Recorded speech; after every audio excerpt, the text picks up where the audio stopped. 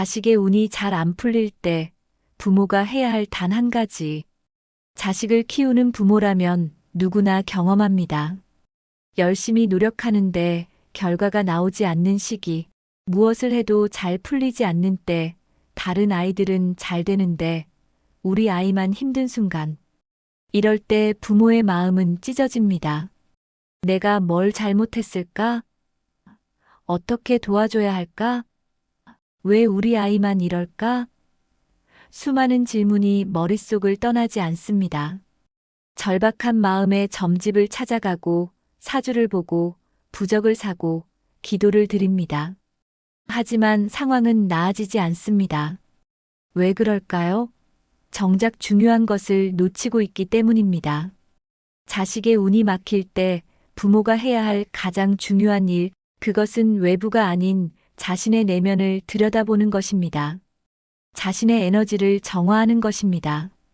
이것이 자식을 위해 부모가 할 수 있는 가장 강력하고 근본적인 방법입니다. 오늘은 왜 부모의 에너지 정화가 자식의 운을 바꾸는지, 그리고 구체적으로 어떻게 해야 하는지 깊이 있게 알아보겠습니다. 1. 부모와 자식은 에너지로 연결되어 있다.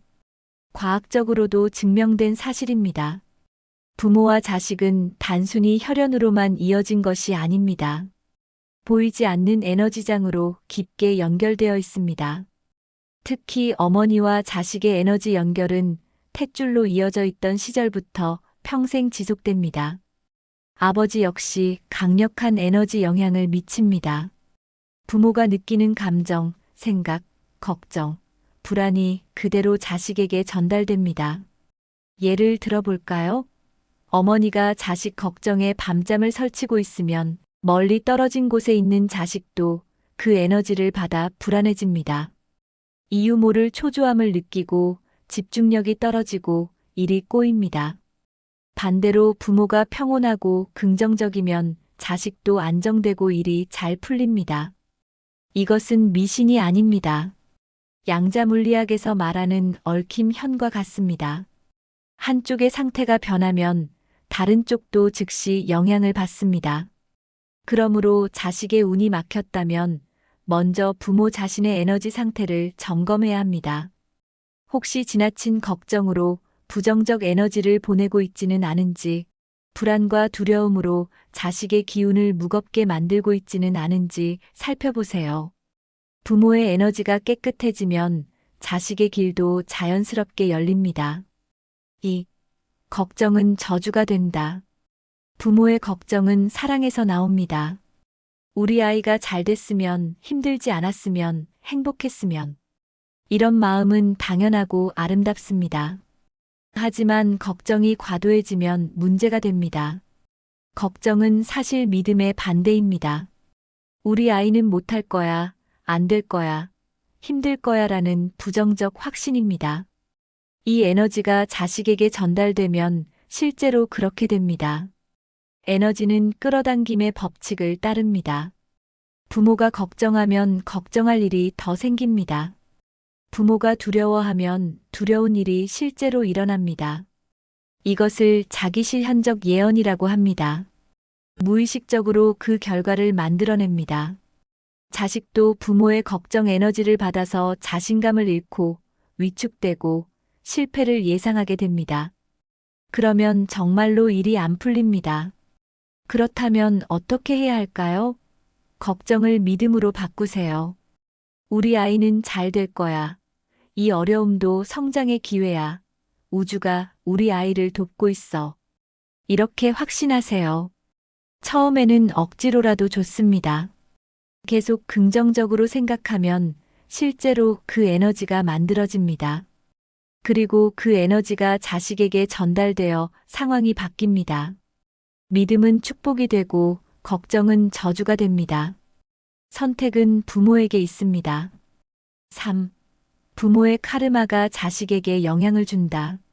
불교와 힌두교에서는 카르마 업보의 전이를 말합니다.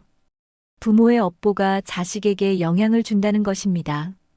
과학적 관점에서도 후속 유전학이 이를 뒷받침합니다. 부모의 경험, 트라우마, 습관이 유전자에 각인되어 자식에게 전달됩니다. 부모가 해결하지 못한 문제를 자식이 대신 겪게 됩니다. 부모가 정리하지 못한 감정을 자식이 물려받습니다. 예를 들어 부모가 돈에 대한 불안이 있으면 자식도 돈 문제로 고생합니다. 부모가 인간관계에서 상처를 받았는데 치유하지 않으면 자식도 관계에서 어려움을 겪습니다. 부모가 원망과 분노를 품고 있으면 자식의 삶에도 갈등이 많습니다. 이것은 자식의 잘못이 아닙니다. 부모로부터 물려받은 에너지 패턴입니다. 그러므로 자식의 운이 막혔다면 부모가 자신의 카르마를 정화해야 합니다. 구체적인 방법은 이렇습니다. 첫째, 용서하세요. 과거에 자신을 상처 입힌 사람들을 용서하세요. 원망을 내려놓으세요. 둘째, 참회하세요. 자신이 잘못한 일, 후회되는 일을 인정하고 뉘우치세요. 셋째, 선행을 베푸세요. 기부, 봉사, 친절한 행동으로 긍정적 카르마를 쌓으세요. 넷째, 명상과 기도로 내면을 정화하세요. 부모의 카르마가 깨끗해지면 자식에게 전달되는 에너지도 맑아집니다. 그러면 자식의 길이 열립니다. 4. 통제를 놓아주는 것이 진정한 사랑이다. 많은 부모들이 사랑이라는 이름으로 자식을 통제합니다. 이렇게 해야 해, 저렇게 하면 안 돼, 내 말대로 하면 잘 될 거야. 이것은 사랑이 아니라 두려움입니다. 자식이 실패할까봐, 고생할까봐, 잘못된 선택을 할까봐 두려워서 통제합니다. 하지만 이 통제가 오히려 자식의 운을 막습니다. 왜 그럴까요? 통제는 자식의 자유의지를 억압합니다. 영혼은 자유를 원합니다. 자신만의 길을 가고 싶어 합니다. 자신의 경험으로 배우고 성장하고 싶어 합니다. 부모가 이것을 막으면 자식의 영혼이 답답해합니다. 에너지가 막힙니다.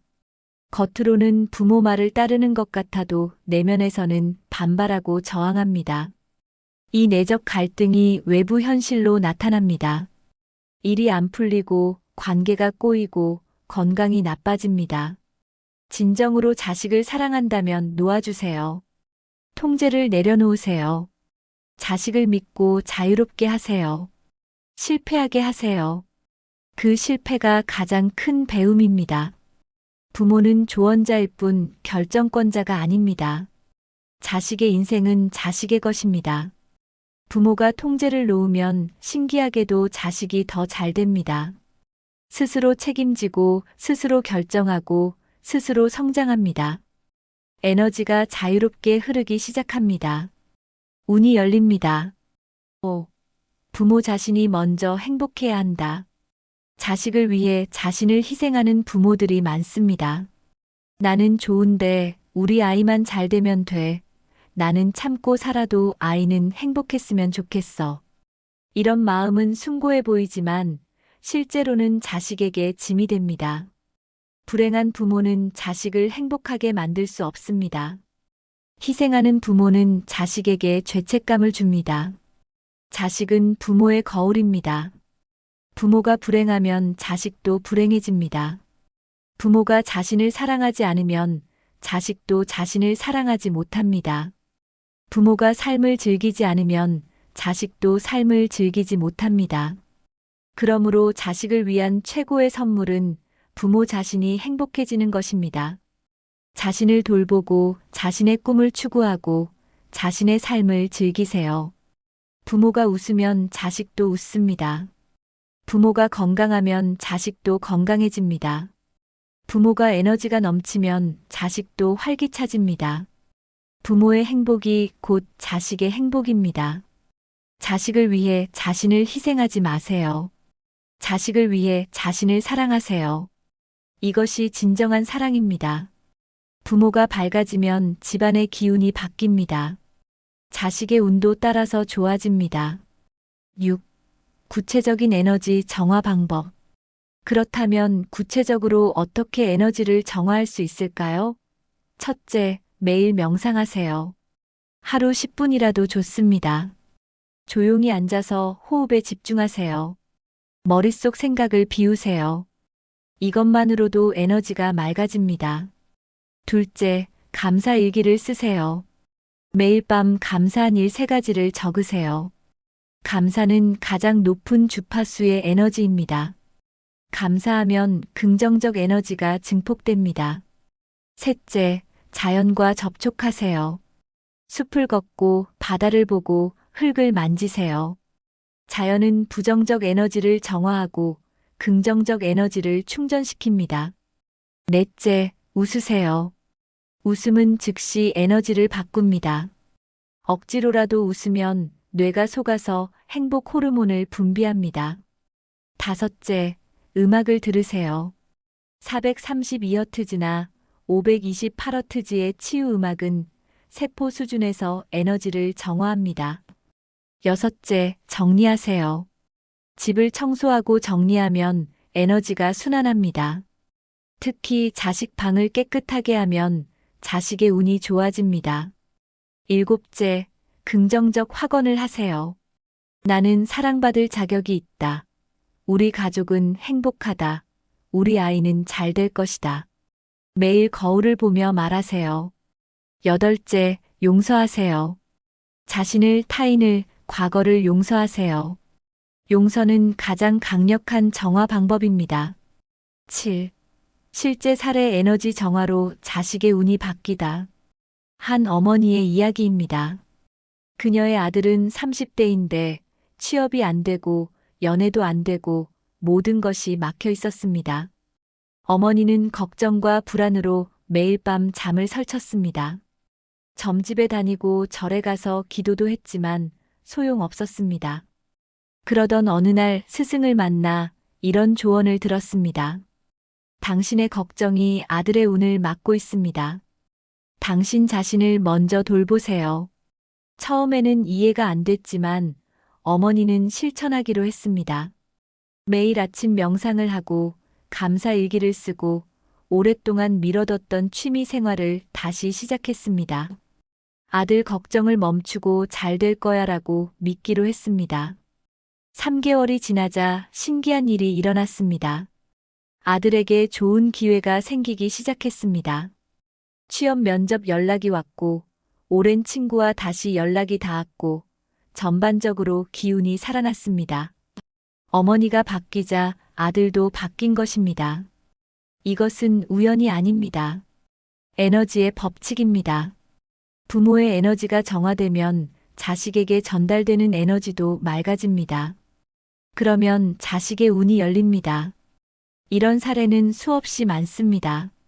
부모가 자신을 돌보기 시작하면 자식의 삶도 좋아집니다. 이것이 가장 강력한 기도이고 가장 효과적인 도움입니다. 마무리하며 자식의 운이 잘 안 풀릴 때 부모가 해야 할 단 한 가지는 자신의 에너지를 정화하는 것입니다. 걱정을 멈추고 카르마를 정화하고 통제를 놓고 자신이 먼저 행복해지세요. 이것이 자식을 위해 부모가 할 수 있는 가장 강력한 일입니다. 외부에서 답을 찾지 마세요.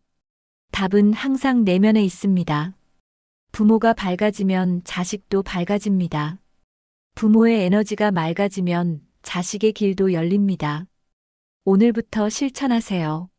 자식 걱정하는 시간에 자신을 돌보세요. 자식을 위해 기도하는 대신 자신의 내면을 정화하세요. 그것이 자식에게 줄 수 있는 최고의 선물입니다. 당신이 행복해지면 자식도 행복해집니다. 당신이 평화로워지면 자식도 평화로워집니다. 이것이 부모와 자식을 이어주는 보이지 않는 끈입니다. 이 진리를 이해하고 실천하는 모든 부모님께 깊은 존경과 축복을 보냅니다. 당신과 당신의 가족에게 밝은 에너지와 좋은 운이 함께하기를 바랍니다. 부모가 꼭 지켜야 할 5가지 부처님 말씀. 자녀를 키우는 일은 세상에서 가장 중요하고 숭고한 책임입니다.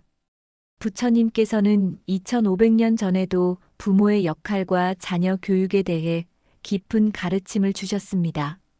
오늘날에도 여전히 유효한 부처님의 지혜를 통해 부모가 반드시 지켜야 할 5가지 핵심 가르침을 살펴보겠습니다. 1. 악한 길로 가지 못하게 하라. 부처님께서는 에서 부모는 자녀가 악한 길로 빠지지 않도록 보호해야 한다고 말씀하셨습니다. 이는 단순히 나쁜 행동을 금지하는 것이 아니라 선한 가치관을 심어주는 것을 의미합니다. 현대 사회에서 자녀들은 수많은 유혹에 노출되어 있습니다. 인터넷, SNS, 또래 집단의 압력 등 부모 세대가 경험하지 못한 새로운 도전들이 있습니다. 부모는 자녀가 옳고 그름을 분별할 수 있는 내면의 나침반을 갖도록 도와야 합니다. 이를 실천하는 방법은 다음과 같습니다. 첫째, 일상에서 정직, 친절, 배려의 모범을 보입니다. 둘째, 자녀의 친구 관계와 활동에 관심을 갖되 과도하게 간섭하지 않습니다. 셋째, 잘못을 저질렀을 때 처벌보다는 대화를 통해 왜 그것이 잘못인지 깨닫게 합니다. 넷째, 미디어 사용에 대한 건강한 가이드라인을 함께 만듭니다. 2. 선한 일을 하도록 인도하라.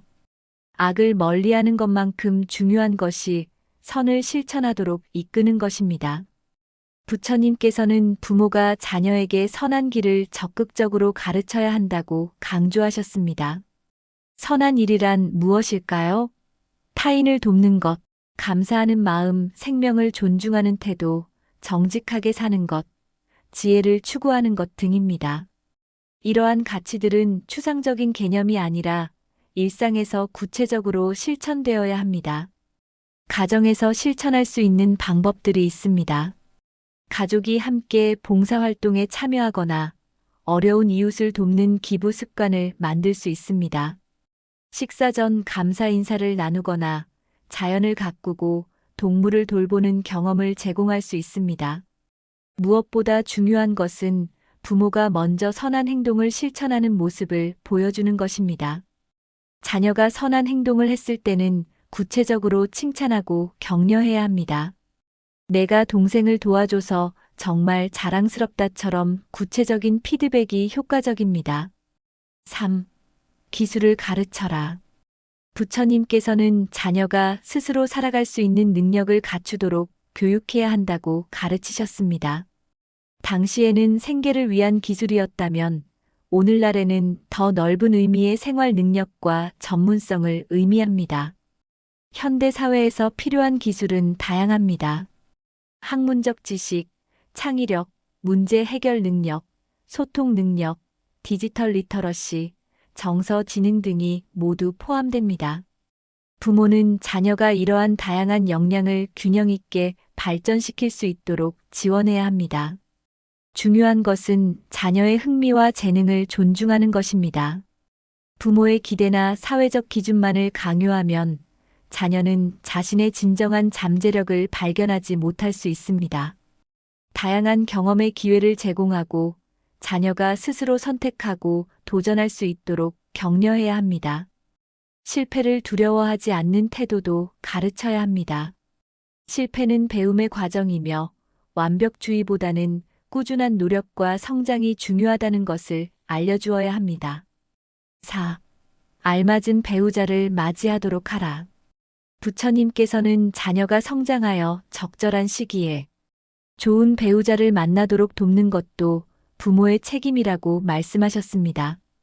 이는 배우자를 강요하라는 의미가 아니라 건강한 인간관계를 맺을 수 있는 능력을 길러주라는 뜻입니다. 어린 시절부터 존중, 신뢰, 소통에 기반한 관계의 중요성을 가르쳐야 합니다. 부모의 관계가 가장 좋은 교육 자료입니다. 부부가 서로를 존중하고 배려하는 모습은 자녀에게 평생의 본보기가 됩니다. 사춘기와 청소년기에는 이성 관계에 대해 개방적으로 대화할 수 있는 분위기를 만들어야 합니다. 금기시하거나 무조건 반대하기보다는 건강한 관계의 기준과 자기 존중의 중요성을 함께 이야기해야 합니다. 또한 자녀가 독립적인 인격체로 성장하여 스스로 인생의 동반자를 선택할 수 있는 지혜와 성숙함을 갖추도록 도와야 합니다. 경제적, 정서적 독립성은 건강한 관계의 기초입니다. 5. 적절한 때에 재산을 물려주라. 부처님께서는 부모가 적절한 시기에 재산을 상속하고 자녀가 재정적으로 독립할 수 있도록 도와야 한다고 말씀하셨습니다. 이는 단순히 돈을 주는 것이 아니라 재정 관리 능력과 경제적 책임감을 가르치는 것을 포함합니다. 어린 시절부터 용돈 관리를 통해 저축, 지출, 기부의 개념을 가르칠 수 있습니다. 청소년기에는 아르바이트나 프로젝트를 통해 돈을 버는 경험을 하게 하고 자신의 노동의 가치를 이해하도록 합니다. 부모의 재정 상황을 나이에 맞게 투명하게 공유하는 것도 좋은 교육입니다. 가족 예산 회의에 참여시키거나 큰 구매 결정에 의견을 구하는 것은 실질적인 재정 교육이 됩니다. 상속이나 증여는 자녀가 책임감 있게 관리할 수 있는 성숙도에 도달했을 때 이루어져야 합니다. 너무 일찍 많은 재산을 물려주면 오히려 자녀의 자립심과 근면성을 해칠 수 있습니다. 결론, 지혜로운 부모 되기. 부처님의 이 5가지 가르침은 2500년이 지난 지금도 놀라울 만큼 현대적입니다. 자녀를 보호하면서도 독립적으로 키우고 도덕성과 실용성을 함께 가르치며 물질적 지원과 정신적 성장을 균형 있게 제공하는 것, 이것이 진정한 부모의 역할입니다. 완벽한 부모는 없습니다. 중요한 것은 이러한 가르침을 마음에 새기고 매일 조금씩 실천하려고 노력하는 것입니다. 자녀는 부모의 말이 아니라 행동을 보고 배웁니다. 부처님의 가르침을 삶으로 실천하는 부모의 모습이야말로 자녀에게 줄 수 있는 가장 큰 선물입니다. 오늘부터라도 이 5가지 원칙을 하나씩 실천해 보십시오. 자녀와의 관계가 더 깊어지고 가정의 평화와 지혜가 깃들 것입니다. 지금 겪는 시련 끝까지 이겨내면 인생이 완전히 바뀝니다. 인생을 살다 보면 누구나 힘든 시기를 만납니다. 사업 실패, 건강 문제, 인간관계의 파탄, 경제적 어려움, 사랑하는 사람과의 이별. 이런 시련 앞에서 우리는 종종 왜 나만 이런 일을 겪어야 하지? 도대체 언제까지 이런 고통이 계속될까? 라는 절망적인 질문을 던집니다. 하지만 부처님께서는 법구경에서 이렇게 말씀하셨습니다.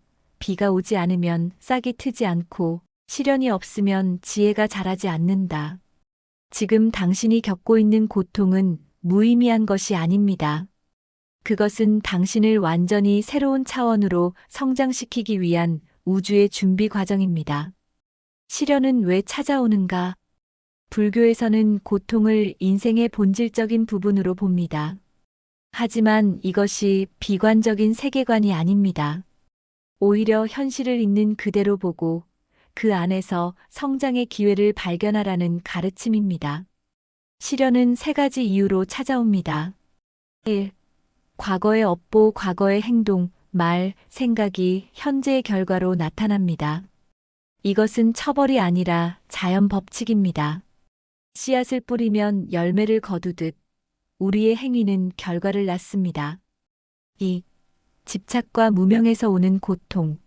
우리는 영원하지 않은 것을 영원하다고 착각하고 변하지 않기를 바랍니다. 이 집착이 고통을 만듭니다. 관계, 재산, 건강, 심지어 우리 자신의 정체성까지도 끊임없이 변화합니다. 이 진리를 받아들이지 못할 때 우리는 고통받습니다. 3. 성장을 위한 우주의 초대. 가장 큰 성장은 편안함의 영역 밖에서 일어납니다. 시련은 당신이 지금까지 알지 못했던 내면의 힘을 발견하게 만듭니다. 연꽃이 진흙 속에서 피어나듯 가장 아름다운 성장은 가장 어두운 순간에 일어납니다. 끝까지 이겨내는 것의 의미. 끝까지 이겨낸다는 것은 단순히 이를 악물고 버티는 것이 아닙니다. 그것은 시련을 통해 배우고 성장하고 변화하는 것을 의미합니다. 부처님께서는 전법륜경에서 4가지 성스러운 진리사성제를 가르치셨습니다. 고성재, 고통은 존재한다는 진리입니다. 부정하지 마세요. 지금 당신이 겪는 고통은 실제합니다. 집성재, 고통에는 원인이 있습니다. 집착, 분노, 무지가 고통을 만듭니다. 당신의 고통을 키우는 것이 무엇인지 살펴보세요. 멸성재, 고통은 소멸할 수 있습니다. 영원한 고통은 없습니다. 모든 것은 변합니다. 도성재, 고통을 소멸시키는 길이 있습니다.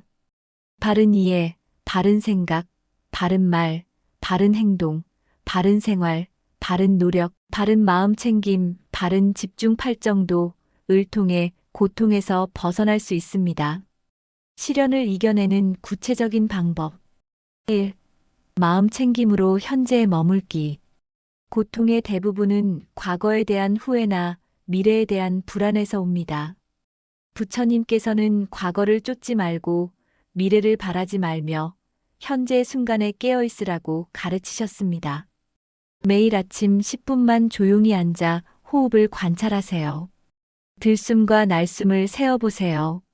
생각이 떠오르면 그것을 알아차리고 다시 호흡으로 돌아오세요. 이 단순한 수행이 당신의 마음을 안정시키고 고통 속에서도 평온을 찾게 합니다. 2. 집착을 내려놓기. 이것이 반드시 이래야 한다는 생각이 우리를 괴롭힙니다. 사업이 반드시 성공해야 한다. 이 관계가 반드시 유지되어야 한다. 내가 반드시 인정받아야 한다. 이런 집착이 우리를 고통스럽게 합니다. 손을 꽉 쥐면 아픕니다. 손을 펴면 편안합니다. 집착을 내려놓는다는 것은 포기하는 것이 아니라 결과에 대한 집착을 버리고 과정에 최선을 다하는 것입니다. 모든 것은 변한다는 무상의 진리를 받아들이세요. 3. 자비심 키우기. 고통 속에서 우리는 자신만 힘들다고 생각합니다. 하지만 이 순간에도 수십억 명의 사람들이 각자의 고통을 겪고 있습니다.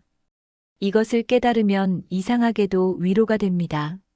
매일 이렇게 기도해 보세요. 나와 같이 고통받는 모든 존재들이 고통에서 벗어나기를. 나와 같이 행복을 원하는 모든 존재들이 행복하기를. 자신에 대한 자비로 시작해서 사랑하는 사람들, 중립적인 사람들, 심지어 당신을 힘들게 한 사람들까지 확장하세요. 이 수행이 당신의 마음을 부드럽게 만들고 고통을 견딜 힘을 줍니다. 4. 팔정도 실천하기. 바른 이해로 시작하세요. 지금의 시련이 당신을 벌하는 것이 아니라 성장시키는 과정이라는 것을 이해하세요.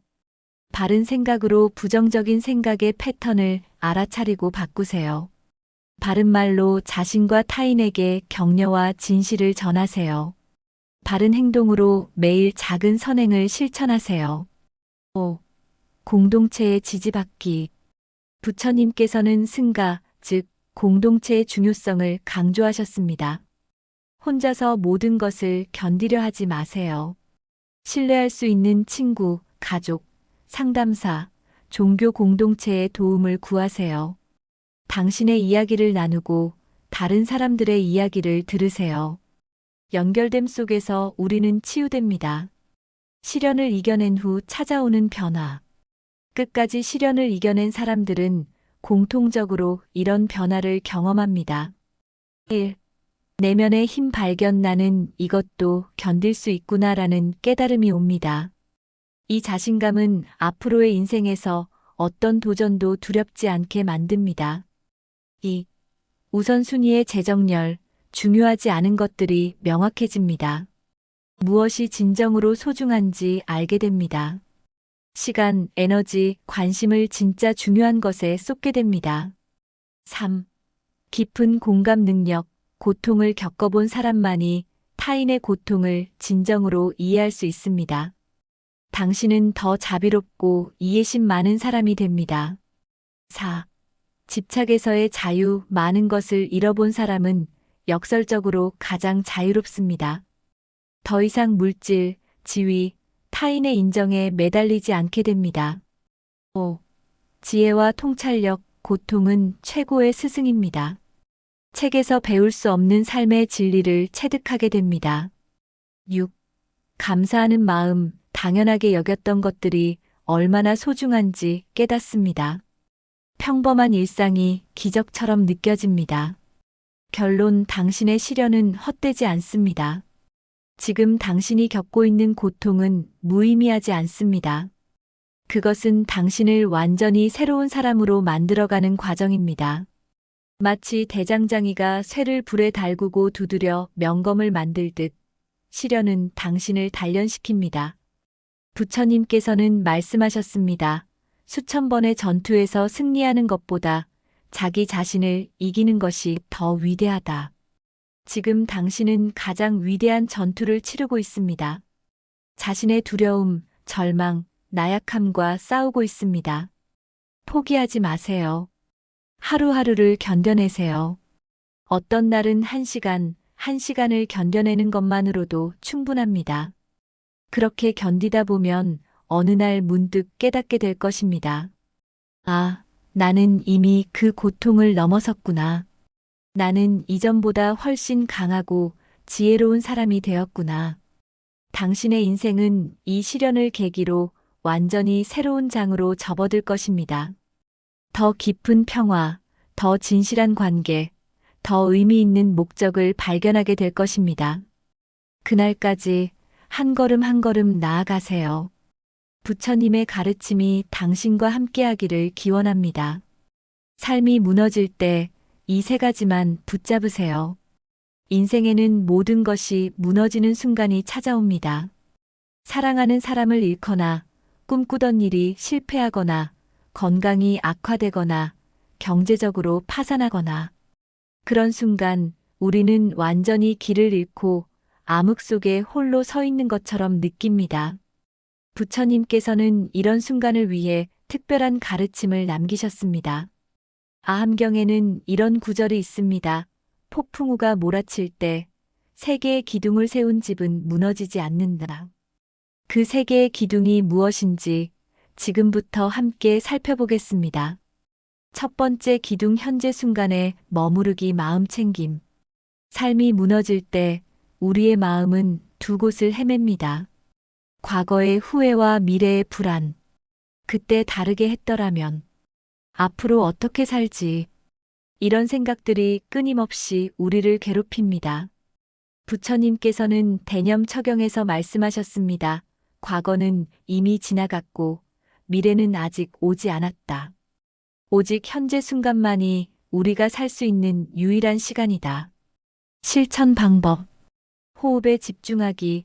하루에 3번, 5분씩 호흡을 관찰하세요. 숨이 들어오고 나가는 것을 느끼세요. 생각이 떠오르면 부드럽게 호흡으로 돌아오세요. 감각 깨우기. 걸을 때 발바닥이 땅에 닿는 느낌, 물을 마실 때 목을 타고 내려가는 느낌, 바람이 피부를 스치는 느낌을 의식적으로 느끼세요. 한 번에 한 가지만, 밥을 먹을 때는 밥만 먹고 설거지할 때는 설거지만 하세요. 멀티태스킹을 멈추고 지금 이 순간의 행동에 온전히 집중하세요. 왜 이것이 중요할까요? 현재 순간에 머물 때 우리는 압도적인 미래의 두려움에서 벗어납니다. 지금 이 순간은 대부분 견딜만 합니다. 숨을 쉬고 심장이 뛰고 당신은 살아 있습니다. 바로 지금 이 순간은 괜찮습니다. 두 번째 기둥, 무상의 진리 받아들이기. 삶이 무너질 때 우리는 왜 하필 나에게 이건 영원히 계속될 거야 라고 생각합니다. 하지만 부처님께서는 법구경에서 말씀하셨습니다. 모든 것은 변한다. 변하지 않는 것은 없다. 이것이 우주의 근본 법칙이다. 무상의 진리는 두 가지 의미를 담고 있습니다. 1. 고통도 영원하지 않다. 지금 당신이 겪는 고통, 그 어둠도 반드시 지나갑니다. 겨울이 지나면 봄이 오듯, 밤이 지나면 아침이 오듯, 당신의 고통도 변할 것입니다. 2. 집착을 내려놓아야 한다. 우리가 고통받는 이유는 변하는 것을 붙잡으려 하기 때문입니다. 관계, 재산, 지위, 건강. 이 모든 것은 본질적으로 무상합니다. 붙잡을 수 없는 것을 붙잡으려 할 때 고통이 생깁니다. 실천 방법. 변화 관찰하기. 매일 아침 창밖의 하늘을 보세요. 매일 다릅니다. 구름의 모양, 빛의 색깔, 공기의 느낌. 변화를 관찰하고 받아들이는 연습을 하세요. 일기 쓰기. 한 달 전, 1년 전의 당신과 지금의 당신을 비교해 보세요. 얼마나 많은 것이 변했나요? 그때 중요했던 문제들 중 얼마나 많은 것이 지금은 중요하지 않나요? 상실. 수용하기. 무엇을 잃었다면 이것도 무상이구나. 모든 것은 왔다가 간다라고 속삭이세요. 저항하지 말고 흐름을 받아들이세요. 무상의 진리를 받아들일 때 우리는 역설적으로 평화를 얻습니다. 더 이상 변할 수 없는 것을 붙잡으려 애쓰지 않게 됩니다. 모든 것이 흘러가도록 내버려 둘 수 있습니다. 세 번째 기둥. 자비심. 자신과 타인을 향한 연민. 삶이 무너질 때 우리는 종종 자기 자신을 가혹하게 대합니다. 내가 부족해서 이렇게 됐어. 나는 왜 이렇게 약할까? 다른 사람들은 다 잘 사는데 나만 이래. 부처님께서는 자애경에서 말씀하셨습니다. 마치 어머니가 목숨을 걸고 외아들을 보호하듯 모든 존재를 향해 무한한 자비심을 가져라. 그리고 그 첫 번째 대상은 바로 자기 자신이어야 한다. 자신을 향한 자비. 당신은 지금 최선을 다하고 있습니다. 완벽하지 않아도 괜찮습니다. 실수해도 괜찮습니다. 넘어져도 괜찮습니다. 당신은 인간이고 인간은 불완전한 존재입니다. 그것이 우리의 아름다움입니다. 실천 방법. 자애 명상. 매일 아침 거울을 보며 자신에게 말하세요. 나는 나를 사랑합니다. 나는 나에게 친절합니다. 나는 나를 용서합니다. 나는 행복하기를 원합니다. 자기 대화 바꾸기. 부정적인 자기 대화를 알아차리세요. 나는 쓸모없어라는 생각이 들면 나는 지금 힘든 시간을 보내고 있지만 그래도 최선을 다하고 있어라고 바꾸세요. 자신을 친구처럼 대하기. 만약 가장 친한 친구가 같은 상황에 처했다면 당신은 어떻게 말해줄까요? 그 똑같은 말을 자신에게 해주세요. 타인을 향한 자비. 고통을 겪을 때 우리는 세상이 나만 고통받는 것처럼 느낍니다. 하지만 부처님께서는 모든 존재는 고통받는다고 말씀하셨습니다. 당신만이 아닙니다. 지금 이 순간에도 수많은 사람들이 당신과 비슷한 고통을 겪고 있습니다. 공감 확장하기. 하루에 한 번 다른 사람들도 고통받고 있다는 것을 떠올리세요. 나처럼 아픈 사람들이 많구나. 우리 모두가 평화롭기를. 작은 친절 실천하기. 자신이 고통받을 때 타인에게 친절을 베푸는 것은 역설적으로 자신을 치유합니다. 누군가에게 미소 짓기, 문 잡아주기, 따뜻한 말 한마디. 이런 작은 행동들이 당신의 마음을 밝힙니다. 새 기둥을 어떻게 함께 세울까? 이 세 가지는 따로 떨어진 것이 아닙니다. 서로 연결되어 있습니다. 현재 순간에 머물 때 무상의 진리를 체험하게 됩니다. 모든 것이 순간순간 변하고 있음을 느낍니다. 무상을 받아들일 때 자비심이 자연스럽게 생깁니다. 모든 존재가 무상함 속에서 고통받고 있다는 것을 이해하게 됩니다. 자비심을 가질 때 현재 순간에 더 평화롭게 머물 수 있습니다. 자신과 타인을 판단하지 않고 있는 그대로 받아들일 수 있습니다. 실제 이야기. 무너진 삶에서 일어선 사람들. 역사를 보면 가장 큰 시련을 겪은 사람들이 가장 위대한 지혜를 얻었습니다. 부처님 자신도 왕궁의 모든 것을 버리고 6년간 고행하며 깨달음을 얻었습니다.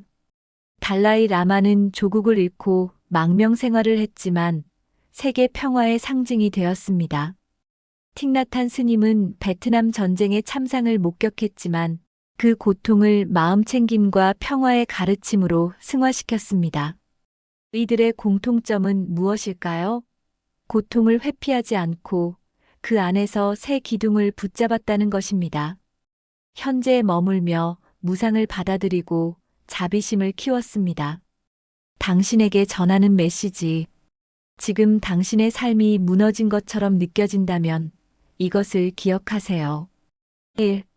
현재 순간에 머무르세요. 지금 이 순간 당신은 호흡하고 있습니다. 그것만으로도 충분합니다. 2. 무상을 받아들이세요. 이 고통도 지나갈 것입니다. 모든 것은 변합니다. 3. 자비심을 가지세요. 당신은 최선을 다하고 있습니다. 당신은 사랑받을 자격이 있습니다. 부처님께서는 법구경에서 말씀하셨습니다. 1000개의 빈 말보다 평화를 가져오는 한마디가 낫다. 오늘 당신에게 이 한마디를 전합니다. 당신은 혼자가 아닙니다. 당신은 사랑받고 있습니다. 당신은 이겨낼 것입니다. 세계의 기둥을 세우세요. 폭풍우가 지나간 후 당신은 더 강하고 지혜로운 사람으로 서 있을 것입니다. 그때까지 한 걸음 한 걸음, 한 호흡 한 호흡, 함께 걸어갑시다. 나무아미타불 관세음보살. 자식이 당신 인생에 온 진짜 이유 7가지. 왜 하필 이 자식이 내 인생에 왔을까요? 힘들 때마다 한 번쯤 생각해 보셨을 겁니다. 불교에서는 이렇게 말합니다. 모든 만남에는 이유가 있다. 특히 부모와 자식의 인연은 우연이 아닙니다. 오늘은 불교 경전의 지혜를 통해 자식이 우리 인생에 온 7가지 이유를 명쾌하게 정리해 드리겠습니다. 당신을 완전하게 만들기 위해 법화경 중생은 불완전함을 통해 완전함에 이른다. 자식은 우리의 약점을 정확히 건드립니다. 급한 사람에게는 인내를, 완벽주의자에게는 수용을, 이기적인 사람에게는 헌신을 가르칩니다. 60년을 살아보니 깨달았습니다. 내가 자식을 키운 게 아니라 자식이 나를 키웠다는 것을요.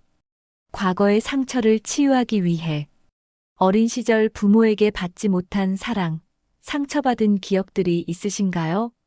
자식은 우리에게 다시 사랑할 기회를 줍니다. 내가 받지 못한 사랑을 자식에게 주면서 우리 안의 상처가 치유됩니다. 부모 운중경에서는 부모와 자식의 인연을 과거 업보의 정화라고 표현합니다. 무조건적 사랑을 가르치기 위해 자애경 어머니가 목숨을 걸고 자식을 지키듯 모든 존재를 향해 무한한 사랑을 키워라. 세상의 모든 사랑에는 조건이 있습니다. 잘해줘야 사랑받고 성공해야 인정받습니다. 하지만 자식만은 다릅니다. 내가 가난해도 늙어서 쓸모 없어져도 여전히 나를 엄마 아빠라고 부릅니다. 이것이 진짜 사랑입니다. 조건 없는 사랑을 주고받는 경험, 그것이 자식이 준 가장 큰 선물입니다. 무상의 진리를 깨닫게 하기 위해 아기였던 아이가 어느새 청소년이 되고 어른이 되고 나이 들어갑니다. 자식을 보며 우리는 깨닫습니다. 모든 것은 변한다는 것, 영원한 것은 없다는 것을요.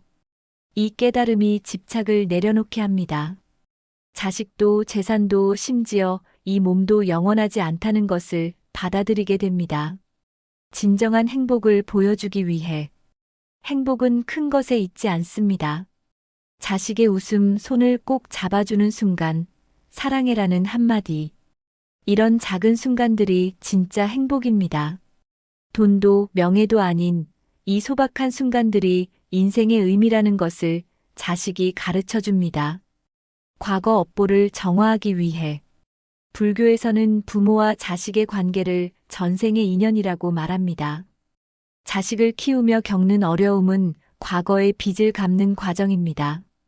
인내와 사랑으로 대할 때 우리는 과거의 업보를 정화합니다. 힘든 순간일수록 이것도 나를 깨끗하게 만드는 과정이구나라고 생각해 보세요. 진정한 당신을 발견하게 하기 위해 부모가 되기 전에는 몰랐던 내 모습을 발견하게 됩니다. 밤을 새울 수 있는 체력, 어떤 희생도 감수할 수 있는 용기, 작은 것에도 감사하는 마음. 자식은 우리에게 우리 자신을 선물로 줍니다. 나는 이런 사람이었구나 라고 깨닫게 합니다. 마무리 진짜 이유는 단 하나. 이 모든 이유를 하나로 모으면 결국 하나의 답이 나옵니다. 자식은 우리를 부처의 마음에 가까이 데려가기 위해 왔습니다. 사랑을 배우고 사랑을 주고 결국 사랑 그 자체가 되기 위해서입니다. 실천 방법 오늘 당장 해보세요. 자식에게 전화해서 고맙다고 말하기. 힘들었던 순간을 떠올리며 그때 내가 성장했구나 인정하기. 거울을 보며 나는 훌륭한 부모다 말하기. 당신은 완벽하지 않아도 됩니다. 최선을 다하고 있다면 그것으로 충분합니다. 자식은 당신의 완벽함이 아니라 있는 그대로의 당신을 사랑합니다. 당신은 훌륭한 부모입니다.